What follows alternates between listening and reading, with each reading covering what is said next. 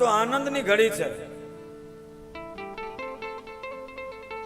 અને આનંદની ઘડીમાં આટલી ઉંમરે તમારે ત્યાં લાલો આવ્યો છે તો ગાયોના દાન કરો, ગૌદાન કરો. અને ગૌદાનનો સનાતન ધર્મમાં બહુ વિશિષ્ટ મહિમા કયો છે.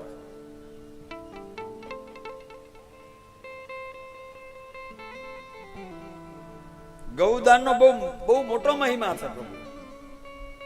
એટલે આપણા સનાતન ધર્મની પરંપરામાં જો શાસ્ત્રોમાં ગૌદાન કરવાનો વિશિષ્ટ મહિમા આપણા શાસ્ત્રોમાં કહ્યું છે કે ભાઈ ગાયોને દાન કરો, ગૌદાન કરો, ગાયોના દાન કરો.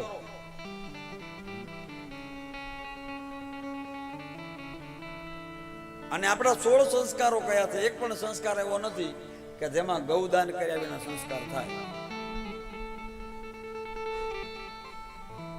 મરી જાય ને તો છેલ્લે ગાયના પૂંછડે પાણી રેડવાનું હોય.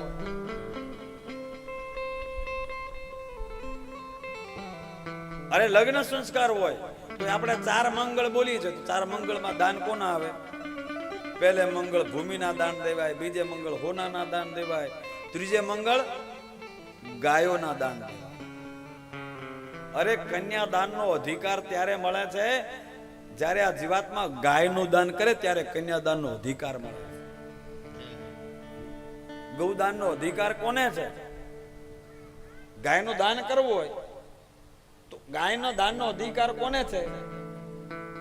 શાસ્ત્રોમાં કહ્યું છે કે તમારી પાસે ગાયો હોય, માનો કે એક ગાયનું દાન કરવું હોય તો તમે ઘરમાં 10 ગાય પાળી શકતા હો ને તો એક ગાયનું દાન કરી શકો.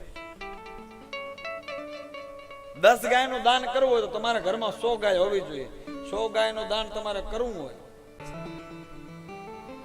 કેટલી વિકટ પરિસ્થિતિમાં આપણે આવી ગયા વિચાર કરો તમે, કે જે ગાયોનું દાન આપણે કરતા હતા અને અમૂલ્યમાં અમૂલ્ય ધન આપણું ગૌધન કહેવાતું હતું. ગૌધન, ગજધન, રાજધન ઓર રતન ધન ખાન. તો આ બધા ધનોમાં સૌથી પહેલું કયું ધન આવ્યું? ગૌધન. ગજધન, રાજધન. રાજધન કરતા, ગજધન કરતા પણ સૌથી પહેલું ગૌધન ગણાતું.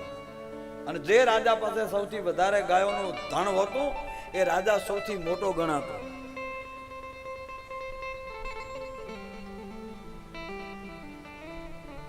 તો ગાયોના દાન કયા? કે આપ ગાયોના દાન કરો, ગૌદાન કરો. આજ સંપ્રત સમયમાં આપણે ગાયોના દાન નથી કરવાના, ગાયોને દાન કરવાનું. તો ગાય બચે એમ છે. કોઈ વિશિષ્ટ પર્વ હોય, વિશિષ્ટ મહિમા હોય તો વિશિષ્ટ પર્વમાં વિશિષ્ટ ગૌ માતાને દાન કરો.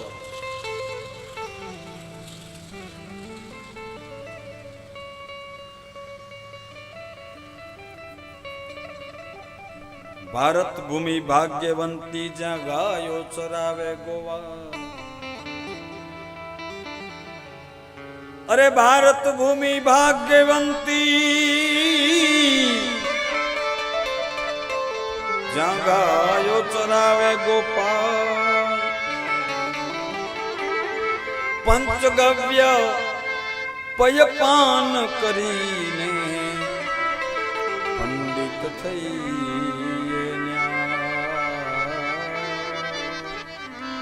પંચગવ્ય પયપાન કરીને પંડિત થઈ. સેવા કરતા ગૌ માતની દુઃખ દર્દ મટી જાય. એ સેવા કરતા ગૌ માતની દુઃખ દર્દ મટી જાય. દાન પુણ્ય દર્શન થકી પંડના પાતક જાય. દાન પુણ્ય દર્શન થકી પંડના પાતક